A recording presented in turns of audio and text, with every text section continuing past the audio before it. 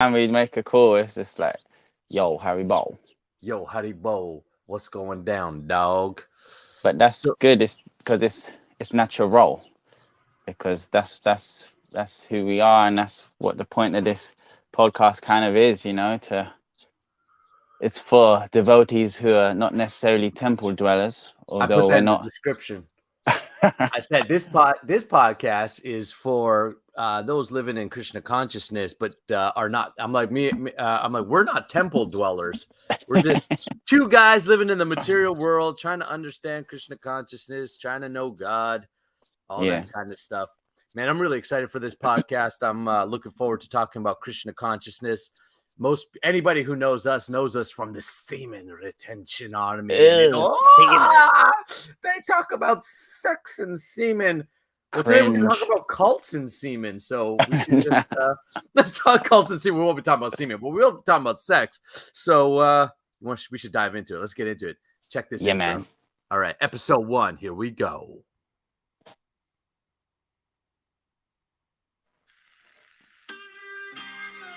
I feel like we should do that.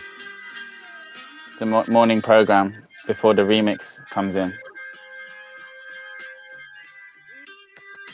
Remix! Everyone in the temple room's like, what's going on? If me and you ever had a temple, this is what it'd be. Yeah. A DJ in the back. Yeah, Govinda. What? Harry Bowl, yeah. I've always seen like this massive concert happening, hip hop style, but Krishna consciousness. Yeah, man. And dance in ecstasy.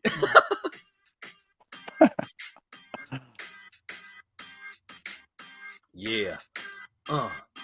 I think Krishna would be the best rapper alive. He definitely is. I think he could challenge Eminem, Jay-Z. Easily, because that's where they get their talent from. So, yo, welcome to episode 1. Krishna Consciousness, Householders, 50 Cent, Ja Rule. We're talking beef today. We're talking spiritual DVD. beef. You know what I'm saying? Krishna versus Jesus. It's been heavy in the streets right now. You know what I mean? Yeah, no, actually, let's start it off with some fun conversation about cults. there's a new Netflix documentary on the Latter-day Saints.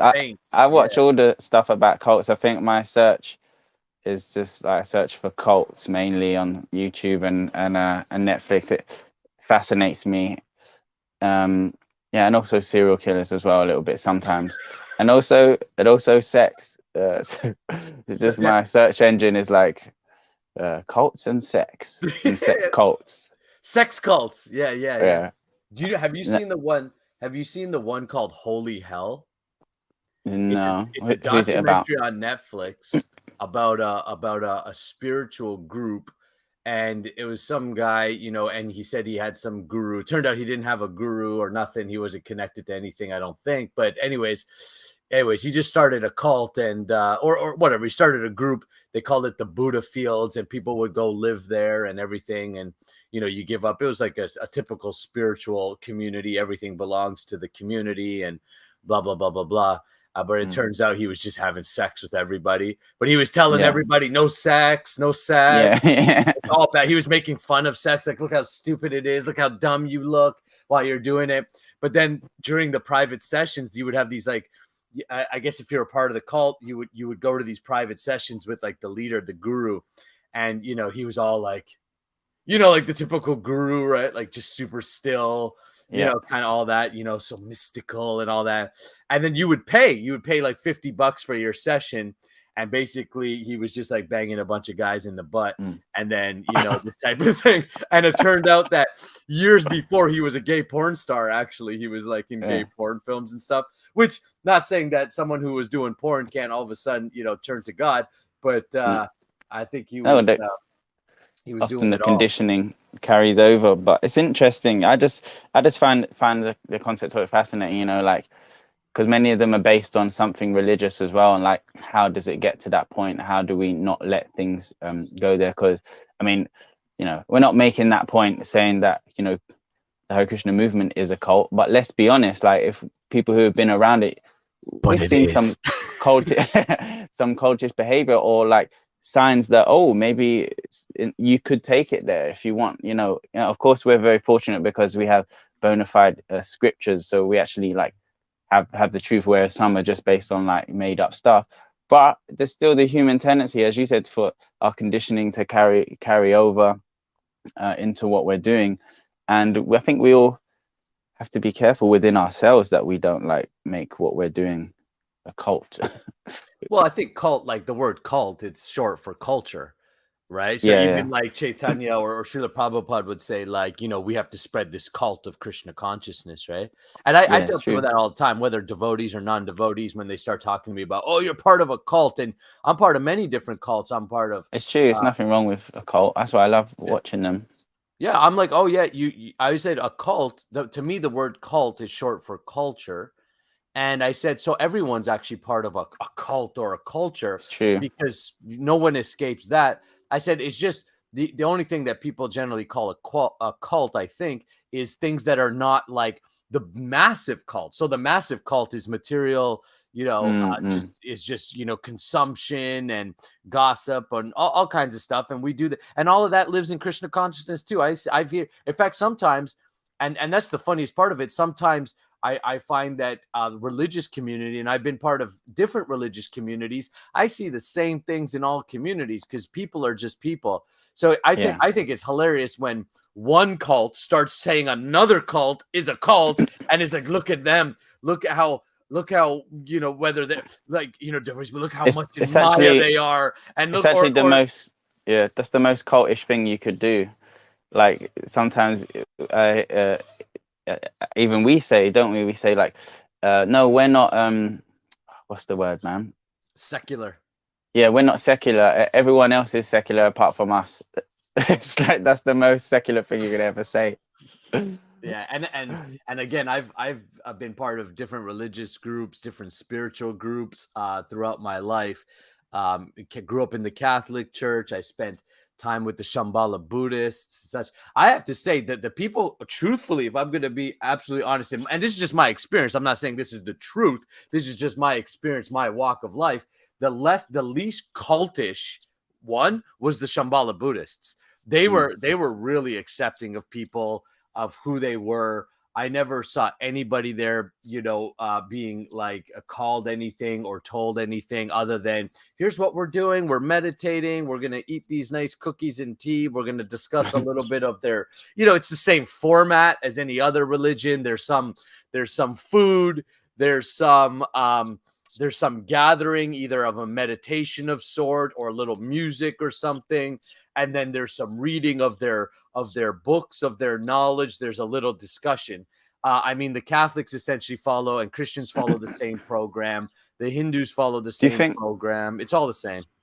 Do you think, though, the thing is with the Buddhists is why it's like that? Because I've been to a few things like that as well. They seem quite detached, right? Like the ones who are organizing it, or the monks and stuff. But do you think that's because the philosophy essentially goes to nothing or void? It's like they almost don't care if you take to it. It's like, well, like I can't remember, there was some discussion even about the Bhagavad Gita, and the guy was just like, it was a question about the chariot, and he was like, well, there is no chariot. And it was like, oh, like, so you just kind of leave going, well, there's nothing. So there's not that incentive to be like, you know, join our movement and like serve. It's not like emphasis on like serving. It's just like, well, it doesn't matter. You know, so they are very accepting, but in the end it's because they're like, don't really care if you join. Like none of it matters. None of it matters. Yeah, I mean, I don't know. Like that's a good point. It could be like that. I mean, I don't really know. I think it was just more their meditative vibe than anything else. I think they care if you join, and they want you to find peace in their life and such. But I think we all project what we feel onto others. That's the other thing. Human beings all do this. If I'm feeling a certain way, you know, when someone's feeling depressed or whatever, or down, they kind of try to make everybody else feel depressed or down. Unconsciously, they might just start some shit, or they might do something that's like, you know, oh, I got to make everybody. We all try to make others feel the way we feel, whether it's for validation or it just makes us feel comfortable. I'm not really sure if that's what it was. But it's funny because I had that experience. We were doing a kirtan and such. Here in my town in St. John, and this transcendental meditation guy comes or something. He was running some meditation group. Anyways, he came and it was all good, and we had a great kirtan and everything. But I remember before, like we were talking philosophy, we were talking Bhagavad Gita, and he's like, "It's all just love. It's just love. Yeah. The only thing exists is love, and that's it." And you know, I challenged him. I said, "Well, that's, you know, that's like nice." I said, but here we have like deep philosophy, and to tell people it's just love, then how do you explain the murder that just happened yesterday? How do you explain, you know, the fact that that even people right now in this room are agitated with the conversation? How do you, right? Like, you know, right, and all that stuff. And so I've led seminars for years, and in live seminars where the point of the seminar is to agitate people, to show them how they show up, right? And so it's really funny. So I'm very used to be in situations where people are not just in love, and are quite are actually quite combative, or quite standoffish, and then to deal with that head on. So I think that when you start getting into these very, like, these kind of new agey, very watered down philosophies of it's just love and, you know, everything. I was talking to a guy this weekend. We were at this kind of birthday celebration festival thing for people who are involved, you know, with folks, non-devotees. These are political people who are involved with the political movement here in Canada that I'm part of as well. And again, that's why I said I'm part of many different cults, right? I'm part of the Semen Retention Army, which could be considered like a cult. I've been called a cult leader by non-devotees for the Semen Retention Army. You are having sex with all of us, so that's probably why. What's that? I said you are having sex with all of us. That's probably why. Yes, myself and Jake have had sex many times, and only online though. It was lockdown. We had to do it online. It was all cyber. It's the way that this sex happens these days. People don't even have real sex these days. They just have cyber sex, and they're like, "Oh yeah." So, anyways, So, you know, I've been called a cult leader for that by non-devotees, and then by devotees, they're like, "Oh my God, he's talking about sex," and then so I'm there, and then this one guy, he's like, you know, he's like real hippie dude. He's got the long hair. He's probably high as heck. I don't know. But anyways, you know, he was just like, it's all vibration, you know, and everything is just vibration. And that's all I live by, man. I just live by vibration. Right. And then, so of course, I mean, like, you know, like, oh, that's cool, man. Do you, right?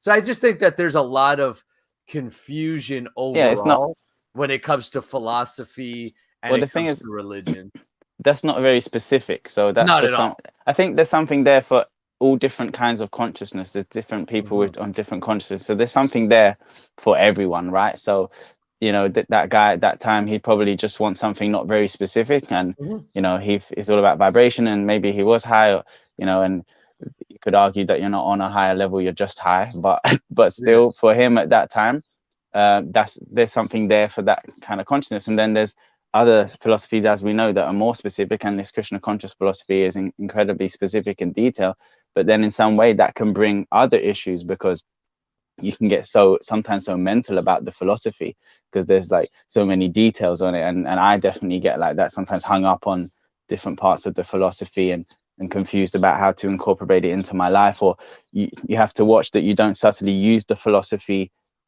for your own thing that you want it to be like, you know. That's why it says in Bhagavad Gita to learn from someone more realized than you, because otherwise, due to your conditioning, you will misinterpret it. You will read and go, that sounds good, with your own conditioning, and I think that it means this, you know. So with more philosophy, we have, you know, there's much more authenticity and power, but there can be a cause for more confusion actually if you don't really understand it, like, and misuse of philosophy as well. We see it's hard, you know. We're all in different levels of illusion, but we misuse the philosophy so much because it's so complex actually, that for our Yeah. for our I mean, brains. like it's funny, like I think that it's interesting about like the philosophy, and because we all do read it from wherever we're at.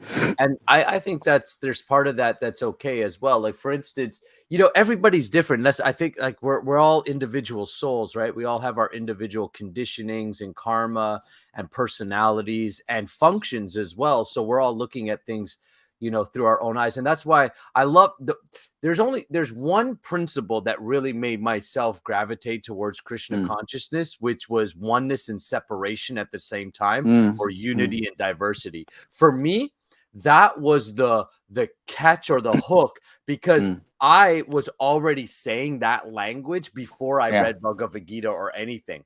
Like, so I had this spiritual experience with a Canadian shaman, with a native, drumming and all this type of thing. And I had a great awakening experience. And it was after that I was already saying things like that. I'm like, well, everything is, because people are like, we're all God. And I would say, well, no, yes and no.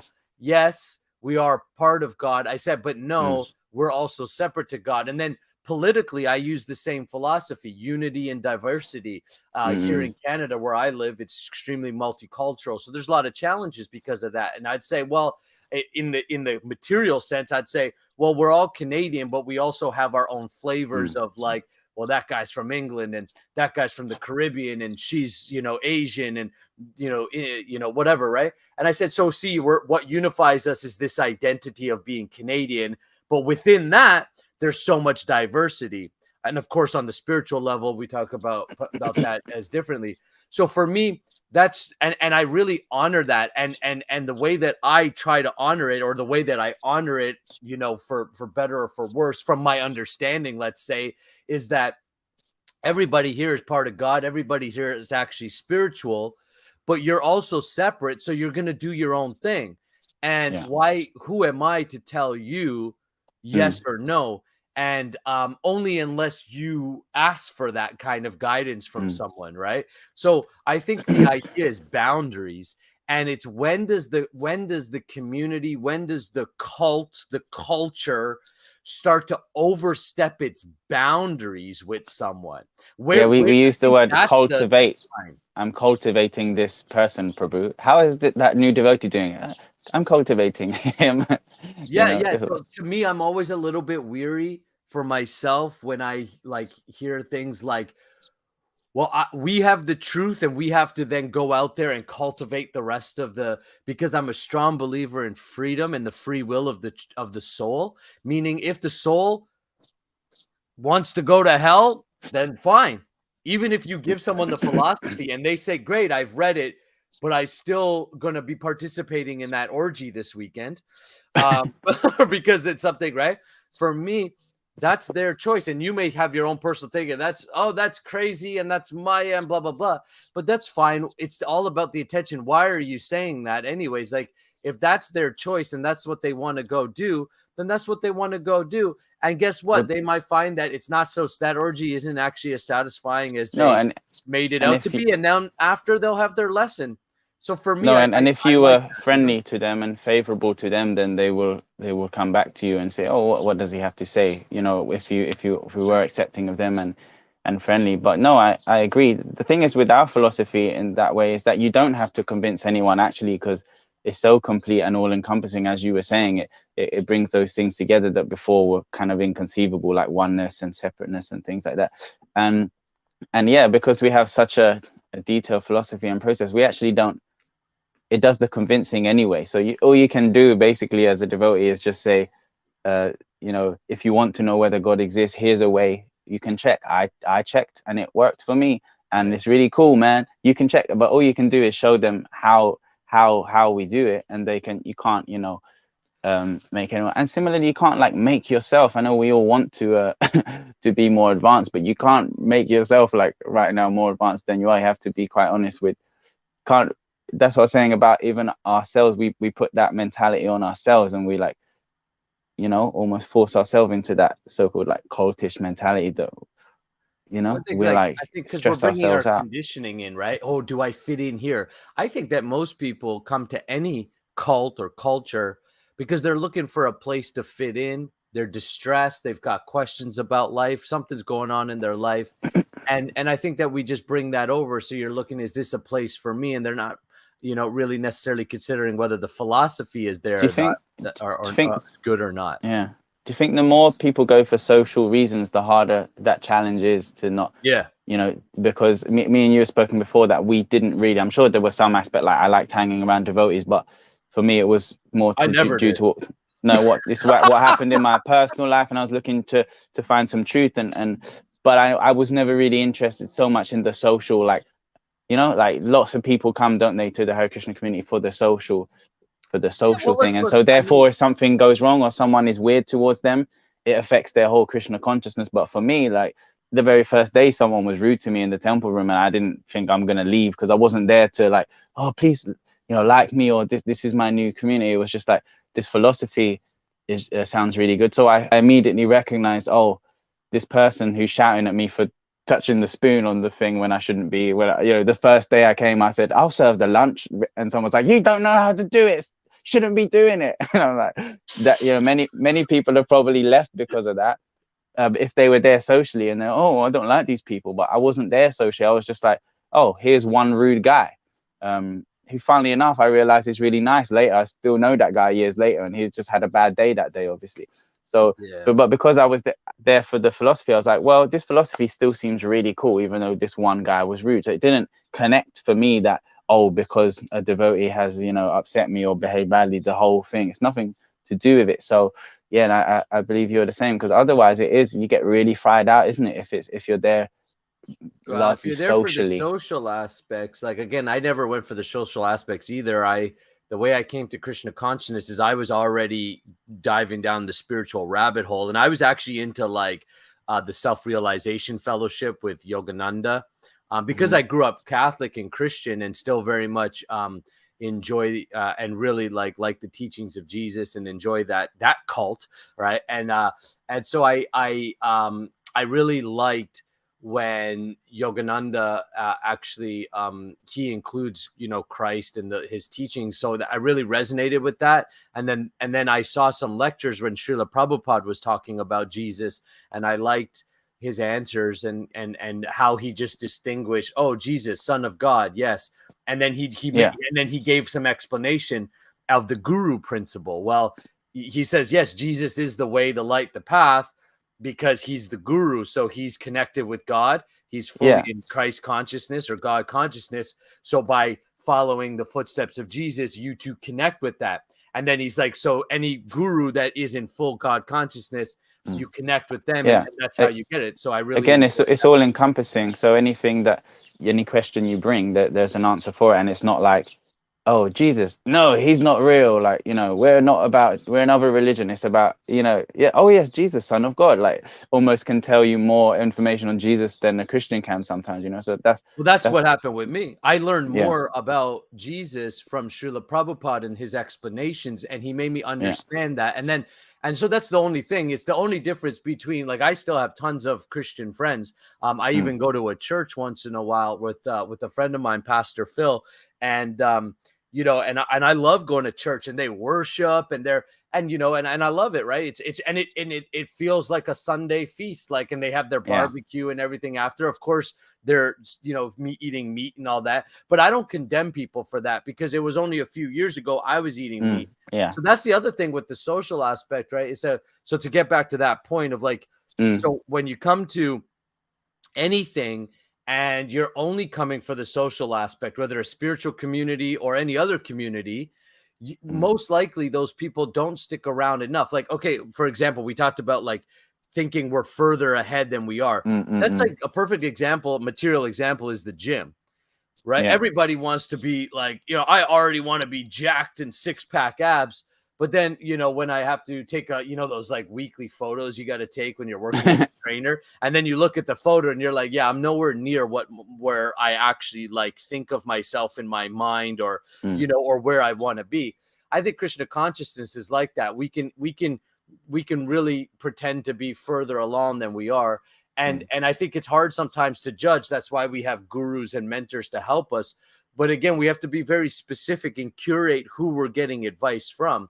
But to me, like the gym is a great example. There's like progression where you're checking in and you're seeing, oh, then you could start to see, oh yeah, no, I can feel myself progressing. I feel myself less attached to that. I feel myself, not really getting caught up in these old habits that I used to. So yourself. But I think you have to be there for spiritual realization. But if you're there because your friend went there, you can catch on to it and catch it maybe. But I think, like you said, you're real fragile at the beginning. So somebody's rude to you or something doesn't fit, then you just move on. And, that's cool too. Some people just, maybe it's just for them to pass by and catch a few words of wisdom and move on. Like, who am I to say, you got to do this? If not, you're going to hell, right? I don't know that person's destiny. I can't tell you what their life is about or what their mission's about. But also part of the social thing is a slight status thing, which we see quite a lot. So sometimes people are coming and, and wanting to have some kind of respect or status within the community. And that's, again, a carryover from material conditioning, isn't it? We want that. And it's still hard, even in the Krishna conscious community, to not get sucked into, because very quickly you can get some nice status. Oh, you're wearing the right clothes, you got the tea, like, oh, he's so advanced, Prabhu. Yes, give a class. Oh yes. So it's like very, very subtle. And that's also a social thing, that maybe in the material world we didn't have much status, and now suddenly there's this community. I can get some status here, and if I just act a certain way. But as you said, we have to be really honest. Like, it's not just about externals. Like, even at the gym, you look a certain way or whatever, but there's a point when you're in the gym, especially with the progression you're talking about, you can feel if I'm going to push too hard, I'm going to like strain this tricep. Right. Like, you want to do more. You want to, no, I want to do it so I can get, but there's a point where you have to be really honest with yourself. Like, got to lower the weight there, man, because otherwise it's going to put me out and I won't be able to do this for 2 weeks. But spiritually it's more subtle, but we need to be able to recognize that, because we fry ourselves out trying to be, something that we're not. We pull our muscle, our mental muscle. I think I did that to myself, truthfully, just reflecting, like right here as you're talking about that, because I did that. Like, I came in, me too, many times, and then I went, T locked out, dotied out. Like, I was wearing doties around, like everywhere, like fully full emergence. And people were like, wow, yeah. And kind of giving admiration. Wow. And I started a small center and everything. But, I don't have much association. So that's, it's tough doing a center by yourself. I found, I mean, it can be done for sure. Like, no excuses. But I just found, like, I kind of got burnt out. And then I recognized too, like, and then, like, I would come home, but I would still want to vibe out to Tupac and still like be like, yo, what, man, I want to catch that new movie out because I'm into that movie and blah, blah, blah, blah, blah. And so I had these real conflicts, like, no, I shouldn't be watching that movie because it's Maya, and I should only be reading Prabhupada books, and I should only be doing this. And that's cool. Like, again, and someone's like, that is it. That's correct. You should only be doing that. Well, fine, whatever, like, that's your, then do you, right? That's where I came to this place of, what, do you? And then I recognized for myself, like, hold on. Where am I going here? I don't even know who I am. I have not even, I don't know who I am as like spirit or in this big philosophical way. I'm talking about in a very like kind of like surface way. I'm like, what's going on? Like, I'm like, I'm not even like the doties as an example. I'm not even a particular fan of the doti from how it looks or its practicality or anything like that. Right. And such. And so I'm like, and then I started, some brahmacharis were telling me, well, actually in the spiritual world, they wear dotis. So if you don't like wearing a dhoti here, you're not going to like it there. And see, to me, that's when I started hearing stuff like that. I'm like, whoa. First of all, you've been to the spiritual world yourself? You remember? You know what it is? No. So there's a difference, a distinction between realizing something or knowing something and believing in something. And the reality from the way I see it is we believe in a lot of things, but we don't actually know if it's true or not. We believe it because we believe Srila Prabhupada, we believe the Vedic scriptures, we believe it. But have you personally experienced it or can remember it or no? The answer is no. So there's a big difference in what I've realized and what I believe. And that's when I started making that distinction. I'm like, hold on, what have I actually realized? Yeah. And then what do I believe to be true? And then recognize, okay, if I haven't realized it myself, then I'm not going to go out there and just start pounding something out and saying, this is the absolute truth. But I haven't realized it myself. I'm like, no, I believe it. But belief isn't that I've believed other things too that I don't believe. So just because you believe something doesn't mean that it's true. But if it works for you, then have at it. If only reading Srila Prabhupada books is you're happy and you're feeling connected and you're in all out bliss because you're following it perfectly and it's working, great. Then who am I to tell you not? But who am I also to tell some other guy, oh, stop eating meat, Prabhu, because blah, blah, blah, blah, blah, blah, blah, blah, blah. And then you find out, like, actually, you know what? They've got a bunch of health issues and eating meat is actually what reversed those health issues. Because I know people like that personally, right? And so I'm like, well, what are you going to say now, right? Like that, oh, well, it's all Maya. Or, for example, and they're not doing it right, potentially. But again, there's so much gray air. There's so much, people's lives are not black and white.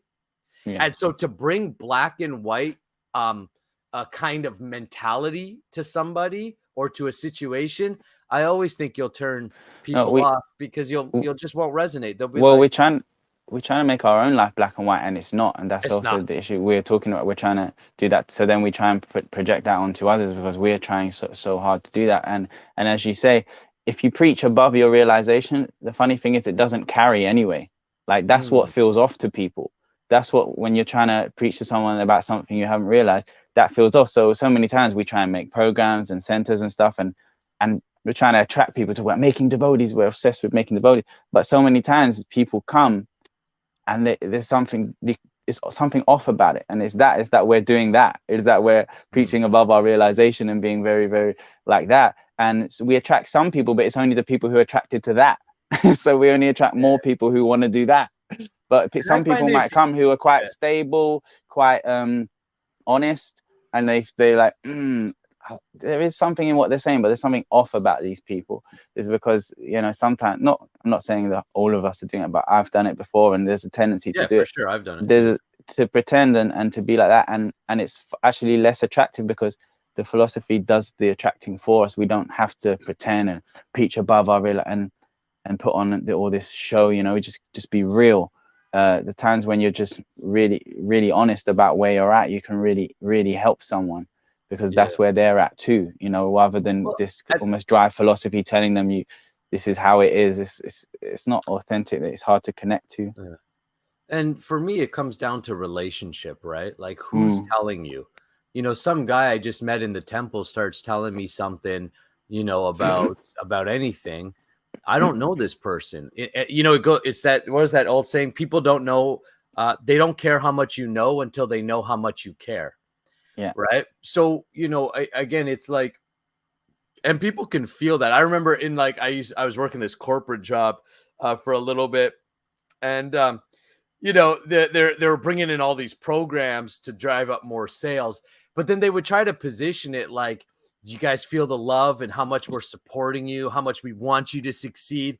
But nobody on the team knew that was real. You have to actually do that.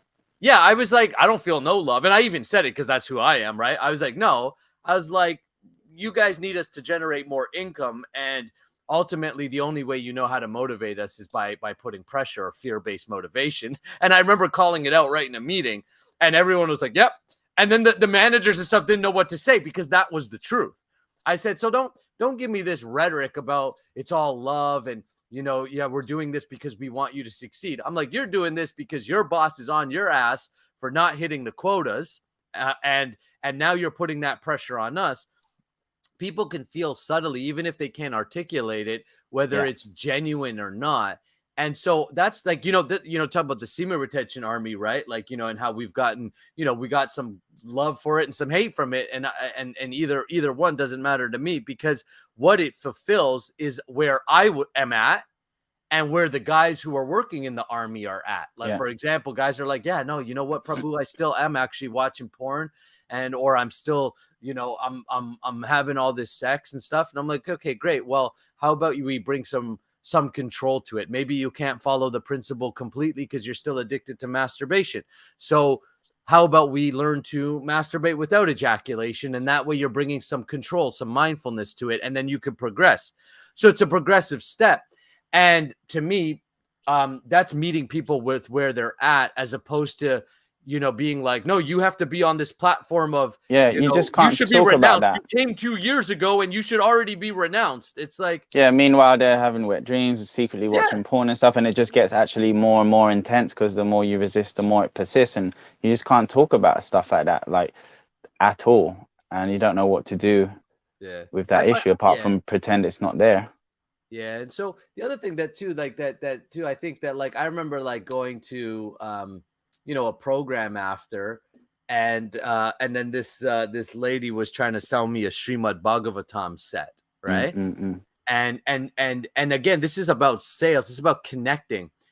She doesn't know me from a hole in the wall, and she's like, I know nothing about the philosophy. I've only been there 2-3 times at this point, right?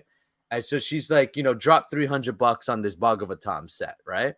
And then she's like, my sweet, and I guess she's using all the Krishna consciousness language too, right? She's like, you know, what's the best nectar?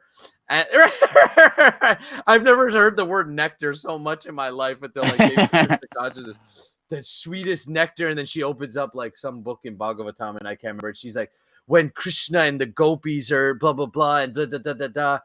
I have no idea what she's talking about, but she's just going on and on and on and on. And she's like, kind of like, till eventually I'm like, listen, I got to go. I won't be purchasing the books, but thank you very much. I had to cut her off and just move on, because she was just going on about this sweet nectar and the gopis and Krishna. And again, I don't know who the gopis are at this point. I don't know what you're referring to when you keep calling sweet nectar, right? I'm like, I don't know what you're talking about, right? But she's just right. And so in that sense, it's like, I think the ability to meet people where they're at and be yourself. And it's one thing that I appreciated. It's funny about all that. But then when I met my Guru Maharaj, right, he wasn't like that at all, at all. And that's why the only reason I'm around is because of him. If it wasn't for him, I probably still wouldn't be around, truthfully. Right? It was the only reason, because I like when I talk to him and he just talks to me like a regular person, and I can ask questions and he gives me answers, and he always encourages me and tries to steer me in the right direction. And he always tries to get me more involved. And I appreciate that, because that's his role. And I've given him permission as his student to do that. I haven't given this guy permission that I don't know to do that. I don't know you, man. Yeah. That's the thing. You know, and I think that's the big thing. It's overstep. It's, again, respecting people's boundaries and journey without like thinking like, oh, like, again, oh, we're cultivating them. I've never thought I've mentored people, and I've never thought I'm cultivating them. I'm like, well, I'm giving them information. They're doing the work. Yeah, they might realize it themselves if you give them the information, but you can't make them. And it's funny, because when you first come to Krishna Consciousness, you think everyone's really super advanced as well, because everyone's walking around like that, and you're like, you just believe everything everyone says. And I learned quite quickly, like quite harshly, to stop asking everyone for advice, especially like nothing against the brahmacharis and temple dwellers, like we make jokes about it, but it's nothing against them. It's just that we're not we're in householders. This is the real householders of Krishna Consciousness. But at some point, you just have to learn to, the phrase is like-minded devotees, find like-minded devotees. And that might, in my experience, only be a small circle of them. It doesn't mean you don't like other devotees. You can love everyone, but some people you love at more of a distance than others. The ones, you have your close ones. But I learned quite early on to stop asking brahmacharis for life advice, because I'm not a brahmachari, and a lot of the time their advice is heavily brahmachari advice. So I'm like asking a question for someone who lives outside, and they answer with like such a strict Bhagavatam quote for brahmachari, and it just fires you out, like, and you don't know how to deal with that, and you feel like, oh, if I can't live like that, then I'm not a devotee, I'm not Krishna conscious, and it proper fires you out. So only years later did I realize, oh, that brahmachari is actually quite new. Like, and he's just, that's what he's reading, and that's what might be right for him. I don't know. But he's just like, oh, I read this in the Bhagavatam today. Yes. And saying something like so like, strict. And then, but so all these words in your head you got to deal with that fry you out. So you have to really, as Prabhupada said, learn to fly your own plane, because there's just people giving advice left, right, and center. And a lot of the time it's people who didn't have that position outside. So they come in and suddenly they've got this position of being able to advise everyone, and it's often funny people when a 20-year-old brahmachari kid is giving you advice on life, and you're like, look, man, like 2 years ago you were a drug addict and stuff, and you found a place not to be a drug addict, and I'm grateful for you, and maybe you found a place where you can get clean and you can feel welcome and you can have a place and a position and all this stuff. But it's like, again, I think it's the individual approach where you don't become you don't just start to blanket. You just start to blanket. To me, it's a little bit impersonal, right? It's like you don't gear the teaching to the person or where they're at.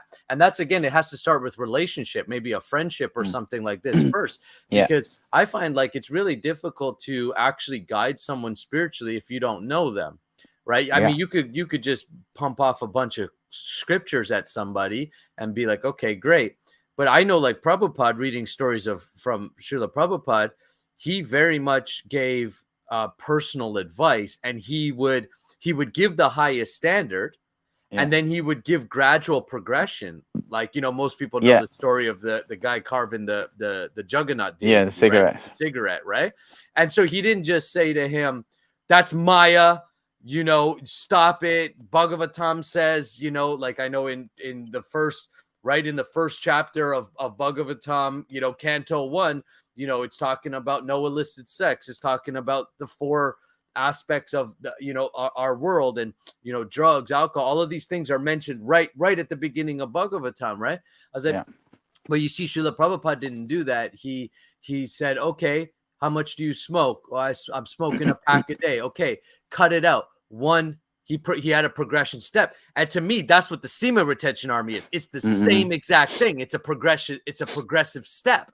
What do you do? Oh, I'm watching porn every day and I'm jerking off every day and blah, blah, blah, blah, blah. Okay, great. Come do this program. And what it's going to do, it's going to progressively get you more and more controlled in that way.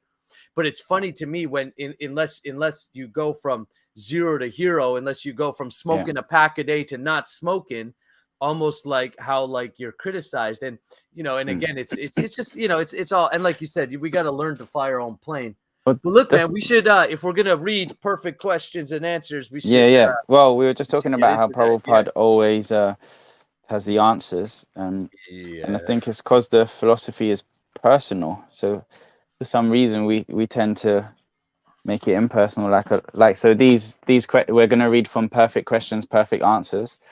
And of course, there are some ultimate truths in here, but we have to remember it's specific to the conversation he's having with this guy, Bob. Like sometimes we'll use the philosophy to suit our own thing, right? So sometimes we'll find a letter from Prabhupada who wrote to someone and we say, Prabhupada said this, and we apply it. It's like, but it had a certain context to that person. Not that what he said was wrong. Prabhupada never said anything wrong, but it's personal, so we take the personal philosophy and make it impersonal. We have to. It's like anything in life. You have to never, in a way, like maybe not try to just take it at a surface level, right? Like, and really try to understand what was the context, what was the, what was going on. So, okay, so we're doing chapter 2, Vedic culture. Yes, this is the section about sex. We've done cults. Now we're on to sex. Sex and cults. Varnashram Dharam, February 28th, 1972. I'll be Bob, and the ever-advanced Jake Emlyn will be Srila Prabhupada. Okay, so I'm Bob.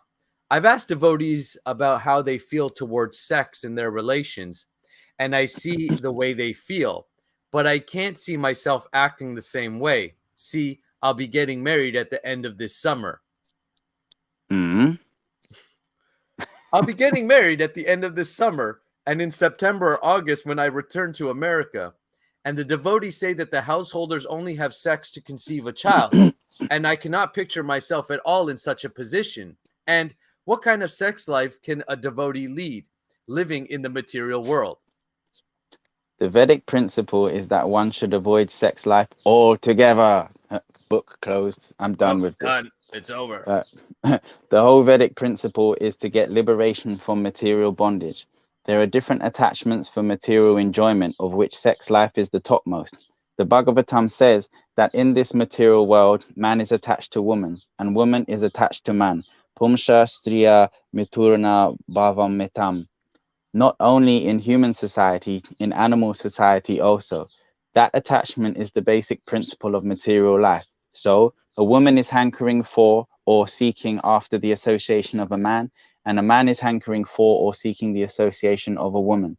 All the fiction novels, dramas, cinemas, and even ordinary advertisements that you see simply depict the attachment between man and woman. Even in the tailor shop, you will find in the window some woman and some man. So this attachment is already there. Attachment between man and woman? Yes. So if you want to get liberation from this material world, then that attachment should be reduced to nil. Otherwise, simply further attachment. You will have to take rebirth either as a human being or as a demigod or as an animal, as a serpent, as a bird, as a beast. You will have to take birth. So this basic principle of increasing attachment is not our busyness. Why did I say business? Business. I don't know. It's because it went from one page to the other. I read it like that. Although it is the general tendency, griha, kshetra, sutta, home, land, children. But if one can reduce and stop it, that is first class. Therefore, our Vedic system is to first of all train a boy as a brahmachari, no sex life. The Vedic principle is to reduce attachment, not to increase it. Therefore, the whole system is called Varnashram Dharma. The Indian system calls for Varna and Ashram, 4 social orders or 4 spiritual orders. Brahmacharya, celibate student life, Grihastha, married life, Vanaprastha, retired life, and Sannyas, renounced life. These are the spiritual orders. And the social orders consist of Brahmanas, intellectuals, Kshatriyas, administrators, Vaishyas, merchants and farmers, and Shudras, ordinary workers. So under this system, the regulative principles are so nice that even if one has the tendency to enjoy material life, he is so nicely molded that at last he achieves liberation and goes back home, back to Godhead. This is the process. So sex life is not required. But because we are attached to it, there are some regulative principles under which it is maintained. Chanting starts somewhere in the background with exotic with exotic madanga drum beats. Amidst laughing and loud blowing. Ha ha ha. It is said in Srimad Bhagavatam. I've got to read all the Sanskrit, man. Pumsha Striya Mituni Bhavam Mitam Teo Mito Hridaya Grantim Aho Ato Griha Kshetra Sutapta Vitar Janasya Maho Yam Maham Mamati. This sex life is the basic principle of material life, attachment for man or woman. And when a man and woman are united, that attachment becomes increased, and that increased attachment will induce one to accumulate griha, a home, kshetra, land, sutta, children, apta, friendship or society, and vita, money. In this way, griha, kshetra, sutapta, vitai, he becomes entangled. Janasya maho yam, this is illusion, and by this illusion he thinks aham mamati, I am this body, and anything in relationship with this body is mine. And then he goes, what's that again? He just said loads, man. Yeah, that was, you see, I think what is that again? Come on, Bob, he just said loads about it. Bob's not listening, man. Yeah. Okay, Bob. The attachment increases. The material attachment involves thinking, I am this body. And because I have this body in this particular place, this is my country. And that is going on. I am American. I am Indian. I am German. I am this. I am that. This is my country. I shall sacrifice everything for my country and society. So in this way, the illusion increases. And under this illusion, when he dies, he gets another body. It may be a superior body or an inferior body, according to his karma. So if he gets a superior body, then that is also entanglement, even if he goes to the heavenly planets. But if he becomes a cat or dog, then his life is lost. Or a tree, there is every chance of it. So this science is not known in the world, how the soul is transmigrating from one body to another, and how he is being entrapped in different types of bodies. This science is unknown. In the Bhagavad Gita, Arjuna lamented, how can I kill my brother or my grandfather on the other side? He was simply thinking on the basis of the bodily concept of life. But when he could not solve his problems, he surrendered to Krishna and accepted him as spiritual master. And when Krishna became his spiritual master, he chastised Arjuna in the beginning. Bhagavad Gita, chapter 2, verse 11. Asochan anvashochas tvam prajna vadams cha bhashase. Gatasum. That was part of it. Agatasum cha nanu shochanti pandita. You are talking like a learned man, but you are fool number one, because you are talking about the bodily concept of life. So sex life increases the bodily concept of life. Therefore, the whole process is to reduce it to nil. To reduce it over the stages of your life? Yes, reduce it. A boy is trained as a student up to age 25, restricting sex life, brahmachari. So some of the boys remain naishtika, brahmachari, celibate for life, because they are given an education and they become fully conversant with spiritual knowledge. They don't want to marry. And even if they do marry, sex life is restricted. But the basic principle is that one cannot have sex life without being married. Therefore, in human society, there is marriage, not in animal society. But people are gradually descending from human society to animal society. They are forgetting marriage. That is also predicted in the Shastras, scriptures. Dampatye birachur hetu. In the Kali Yuga, the present age of quarrel, eventually there will be no marriage. The boy and the girl will simply agree to live together, and their relationship will exist on sexual power. If the man me and Sarah. Yeah, I was just thinking that's exactly what most of us do. Well, that's me and Sarah, because we were like, that's it's perfect, because we were like, well, why get married? See, we didn't understand all of this type of thing. So we made, in our head, we're married because we call each other man and wife, and we made vows to each other, but we didn't want to do the official, like, go to the government and get something or have some kind of like ceremony or anything like that. We may still do it. Actually, we've been talking about it. Oh, but at least the intention was there to be married. He's probably talking about some people, they're just like boyfriend and girlfriend. They're not even like serious. They just live together and it's based on sex life, I guess. If the man or the woman is deficient in sex life, then there is divorce. So for this philosophy, there are many Western philosophers like Freud and others who have written so many books, so many Freudian books. But according to Vedic culture, we are interested in sex only for begetting children. That's all. Not to study the psychology of sex life. There is already natural psychology for that. Even if one does not read any philosophy, he is sexually inclined. Nobody is taught it in schools and colleges. Everyone already knows how to do it. That is the general tendency. But education should be given to stop it. That is real education. Presently, in America, that's a radical concept. Well, in America, there are so many things that require reformation, and this Krishna Consciousness movement will bring that. I went to your country and saw that the boys and girls were living like friends. So I said to my students, you cannot live together as friends. You must get yourselves married. Many people see that even marriage is not sacred, so they find no desire to marry, because people get married, and if things are not proper, they get a divorce so very easily. That some people feel that to get married is not meaningful. Their idea is that marriage is for legalized prostitution. They think like that, but that is not marriage. Even that Christian paper, what is it? Watchtower.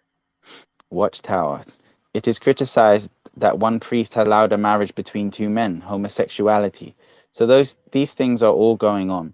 People are taking to marriage purely for prostitution, that's all.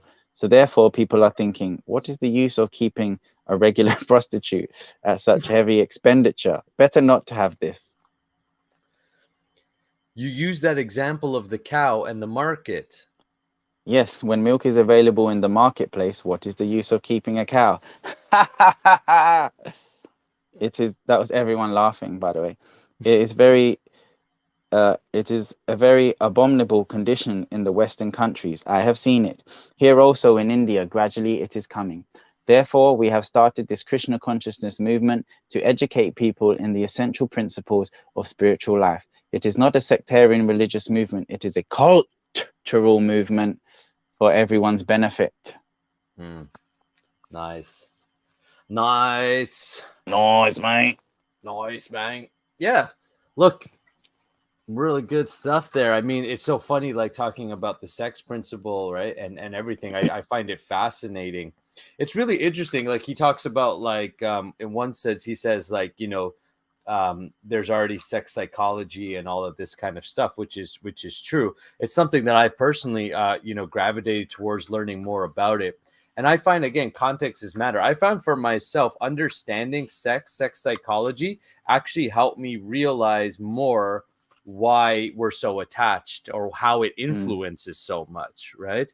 But I understand what he's saying. In Vedic culture, you would be taught that sex is purely for children, which is true from a total, even a biological perspective. I mean, that is true. Like I don't argue that at all. That's a very practical thing. What is the practical function of let's say even ejaculation, right?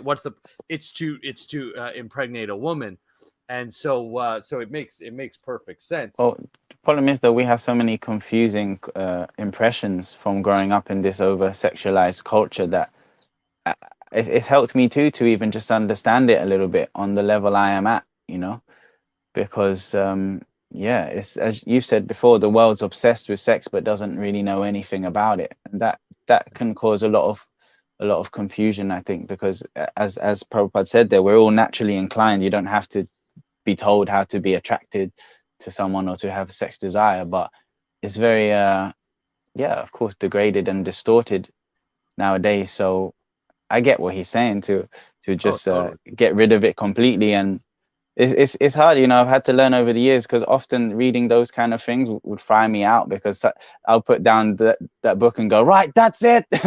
Brahmachari life for me. Like, so many times I've done that, because you can't ignore the truth, like when he says it, but at the same time you have to be real about where you are at. And learning so many things about the psychology of sex, or in the Semen Retention Army, has really helped me to make that, as you say, that next step, that progression in transcending it. Because otherwise I was just like holding it down, and all these confusing impressions are there, like not understanding. I wasn't able to just let it go. Thing is to come to peace. Like, for example, this is when you're solid in yourself or not, in my opinion. Just comes down to that, right? Like, so there was a time in my life I would have read it and I would have been like that reaction to, okay, no more sex. Sorry, Sarah. If we're not having kids, that's it. Blah, blah, blah, blah, blah. I'm a perfect devotee, all this type of thing, right? And I would have been like that too. But I've also would have said that I wasn't as solid as in myself of who I am, where I'm going. I'm actually more solid in the philosophy now. So therefore, I prefer to take my time and gradually improve and grow. And I'm not trying to get anywhere too. One thing that happened for me, and this is just, I don't know what this is, but it's like, it's almost like at one point I was trying so hard to like advance. I got to advance and I got to be, and I got to do all these things so perfectly because I'm trying to advance in this.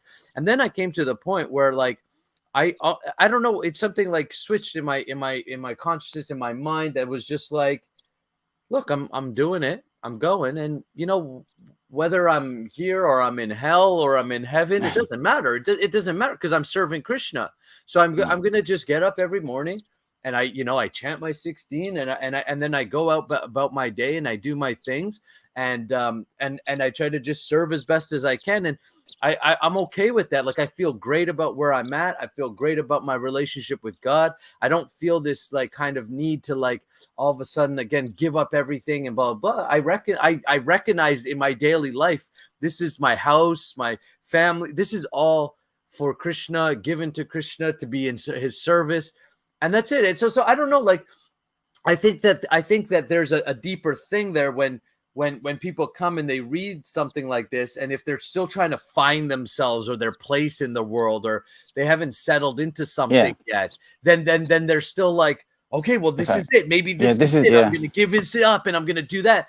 And then because they come with that energy, and it's an energy of scarcity, then once it gets a little difficult or hard, they haven't really, again, their intention isn't to give it up because they're serving God. Their intention is to give it up so that they can finally be like, oh, I finally found a place where I can just be. But then they'll never last. And it's confusing because often we have a lot of issues. It could be around sex or many other things. But yeah, maybe we have a lot of issues around sex. So we read something like that and it means, oh, great, I can just jump over those issues. Then if I just do what this says, then that will go away. And it's like, but I mean, we've all seen, with devotee friends and stuff, still subtly, or even our own experience, it's subtly staged. You might think, I'm just not going to think about it and I'll keep chanting, I'll keep, and of course that's having benefit, but still these things are there, they come out. Sometimes you see 10 years later, you think you've got rid of it and it jumps out because it's so funny because I've had a few devotees, well, many devotees, but a few specifically with this issue that with this thing, they say, Nakula, when I feel the most sexually aroused? Right after an ecstatic kirtan. Like I will literally go to the best kirtan ever and blah, blah, blah, blah, blah. I can relate to that. I used to go home after the programs. And then they're watching porn. Yeah, and because like, I'm so high.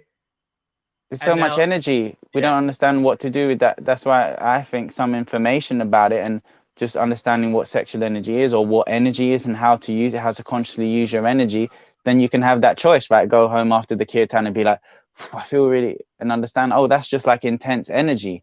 And I can use that in whichever way I want. But if you don't have any really information about that, you're like up in the clouds from the kirtan, but down here in your like lower chakras, you're like horny and you're like, ah. It's like, there's no integration or grounding of the middle. You're up in the clouds, but down here in your body, there's all this conditioning going on.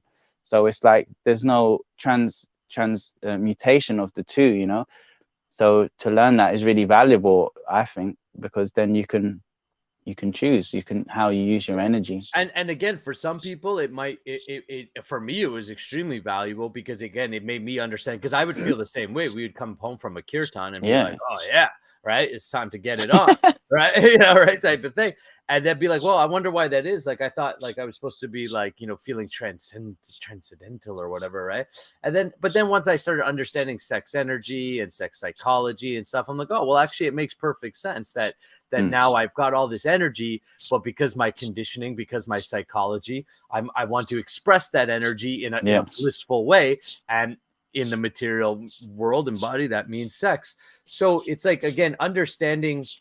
I think it's all about context, why you're trying to why, again, like we're talking about a little bit like no FAP and semen retention and such, in relation to Krishna consciousness. Sometimes, like in the no FAP movement overall and semen retention, guys figured out that by not doing these things, they can get laid more. So a large part of that movement or that cult, right, is if I don't masturbate, if I don't watch porn, then I can get more real sex. And I think that's better than porn. I don't think, I know for sure, like it's way better than actually like watching porn or these type of things. Well, at least it's a real connection. It's a step up on that. That's right. It's a step up. Is it still material? Yes. Is it going to get you into the spiritual world? No. But is it better? Yes. You're taking it from total ignorance to maybe just more passion, and then maybe you could take it to goodness, where it's like very tantric, very like slow, and then it's eventually it's just for kids, and then eventually you transcend it. You can move up that progression.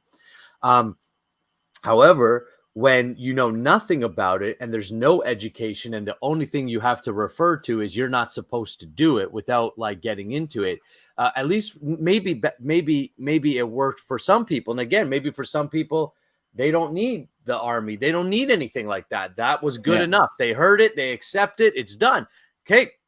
No, and some people are meant to be temple dwellers. Like that's good for them. That's just great. Not that lusty, right? Maybe they're just not that lusty. I got a lusty body. It's like, so there, maybe they just don't have that. That's fine. So whatever. Again, I think it always comes back down to, like you said, learning to fly your own plane with the sincere why. Like why? So some guys practice, for instance, like no FAP or semen retention to get laid more. Other guys, like the guys working in the army, they're generally practicing to have higher consciousness, to be more self-mastered, to serve Krishna, to serve God. in more ways. But again, it comes down to the intention. Like, it's that example of a knife. One guy can use a knife and his intention is to kill someone, and the other guy's using the knife and his intention is to save someone. So the knife itself isn't the issue. It's the consciousness or the reason, the why, the motivation to using that knife that makes the difference. If a doctor's using a knife to cut someone to save them, that's a lot different than somebody's using a knife to cut somebody open to kill them. But this is why sincerity is so important. And even in our Krishna consciousness, there's different intention behind it. And it's, again, very subtle. Like we said earlier, maybe part of us is trying to just get closer to Krishna and serve Krishna, but there may be a part of us that's looking for some status, or, oh, if I do this, then I notice I get these positive benefits. And, it's, again, the conditioning carries over. So even with our Krishna consciousness, we might have so many subtle reasons why we're involved, why we're in the community, why we're doing these things. More so to watch out. Followers. I mean, if I post a Harinam, I get like thousands of Indian people following me, like, from posting. If I put like me being white with a dhoti and tilak on and a Harinam, it's like, whoa, so many followers. It's like, I mean, you could say that's good because it's like spreading Krishna consciousness, but at the same time, it's like, I could use it to gain followers, So it's right. It depends. It comes down to your intention. Whether you're. I don't want it because I don't want followers for that. Yeah, that's right. So I don't post that. You're doing it. It went up to like thousands and thousands, and when I've stopped posting, it's going down by the thousands. But I prefer that because it wasn't what I wanted to be sharing and putting the message. And I think that's what it comes down to. A lot of it comes down to, and that's why you have to know for yourself. Ultimately, you have to be honest with yourself and say, why am I doing this? And once you get down to your why, then you could say, am I doing it to increase my sex life? I'm doing it because I recognize I'm going to have more followers and more money and blah, blah, blah, blah, blah. Or am I doing it because it's going to progressively help me attain higher and higher levels and a more loving and intimate relationship with Krishna?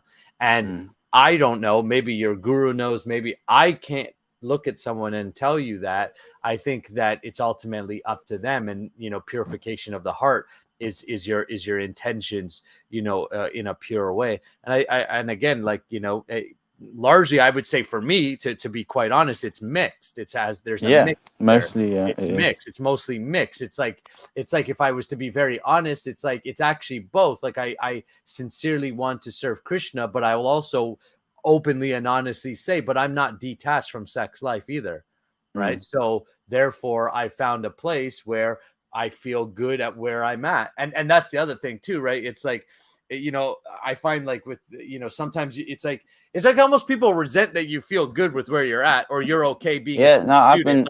I'm okay being a C student in Krishna consciousness right now, and then it's that's ridiculous, right? It's like, that's very admirable. I've been searching for that for so long, and then I really respect that about you when I came across, the way you talk about it. And that's why I I joined the Senior Retention Army program and just started to talk with you more, because I wanted to feel like that for someone, because I could just tell it wasn't working. Doing it the other way, man. I was flying out all the time, like pretending a lot. So you've got to just get real about where you're at.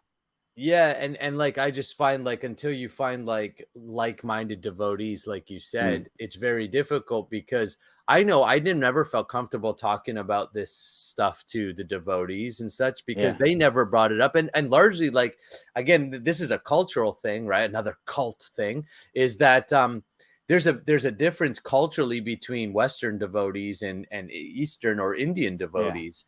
And so, I had like some great Indian devotees around me and such. But they just grew up very differently outwardly. Internally, we're all just trying to know and serve God. But externally, there's not really much to relate to, right? Like, and that's fine. It's like, I recognize it's a society, and within a society, there's more liberal people, there's more conservative thinkers, there's more, there's more, there's all kinds of different people. There's business people, and there's priestly people. And so it's like, oh, okay, I get it. It's just like anything else. So it's people doing people, But, these are specific, let's say cult is trying to serve Krishna and know God in through this path. And I respect it all around, man. I respect the temple dwellers. I'm like, wow, that's awesome. Yeah. And you know what? Maybe if I was in my 20s or even in my age now, but if I wasn't in a committed relationship and such, then maybe I would do the temple thing and for, at least for a while or whatever. I didn't have that opportunity. That's fine. It's my life. I'm very grateful for my life. I'm grateful for my family and for Sarah and everything. And I'm also grateful. It's like funny, like when it talks about the marriage thing, like, right. I was like, myself and Sarah, we've been together 13 years. We have an amazing relationship. We have married people that come to us and say, how do you do it? And blah, blah, blah, blah, blah. So it's funny that because you can go through all the formalities and still have a crappy marriage, right? And you cannot do all the formalities and have an awesome relationship. So, I think the spirit behind what you're doing is always priority before the ritual. Some people may disagree with that, but that's my experience, and that's my not what I believe. That's my experience I'm sharing. So I talk from a place of experience as opposed to as best as I can. Obviously, I'm blind to my own self, but I try not to talk so much about what I believe as to more what have I experienced. And I've experienced that when you bring the loving energy into anything, it goes pretty good, whether you've done the formalities of it or not. No, even philosophically, the essence is supposed to be the primary, and as you say, the rituals or the rules, they're supposed to be secondary to support it. So they're both needed. But unfortunately, what happens is this primary becomes a secondary, and the secondary becomes a primary. Again, through scarcity or whichever reasons, it's like whatever. The rules are first, and then the essence is second. But and that gets us in confusing situations. So it always needs to be that the essence is first and the rules are supporting that. But awesome. All right, brother, that was episode 1, man. The real householders of Krishna Consciousness. So we didn't do the whole thing of subscribe and like, so we'll do that now. That's cool. If you made it this far, then hit a subscribe button, hit a like button, comment. That's what they tell you to do so that we can get these numbers up and, get our fame. Give me more fame and more recognition. So, but seriously, guys, do like and comment and all that stuff. If you're, maybe if these conversations help you in your Krishna consciousness, great. We're just creating a community here on this channel to start for like-minded devotees and we're householders, but we don't care, householder, non-householder. I don't care if you're an atheist and coming to spirituality for the first time. And if this becomes your channel, great. Listen, wherever you're at, if you resonate, subscribe, like, comment. And, we're going to do this live every Monday at the same time. And we want you to join us if it makes sense for you. Yeah, man, if you resonate, don't hesitate. Penetrate that button. You know it. Here, let's end it with I got to see if I can quickly pull it up. Let's see if we can end it with All right, guys. We'll see you guys next week. Haribo. Haribo. Yeah.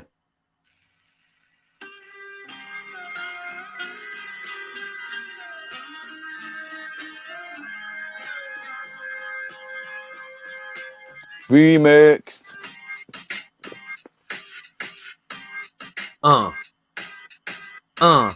You got to do a freestyle on top of it, man. It's going to be out of time, though, from my end. It's going to be out of time. The lines won't match up with the rhyme. They're going to think I'm bad. My fans will be really sad. Dancing ecstasy, but don't do it next to me. Social distance, 6 feet apart, though, All right, y'all. We'll see you next week. Haribo. Haribo.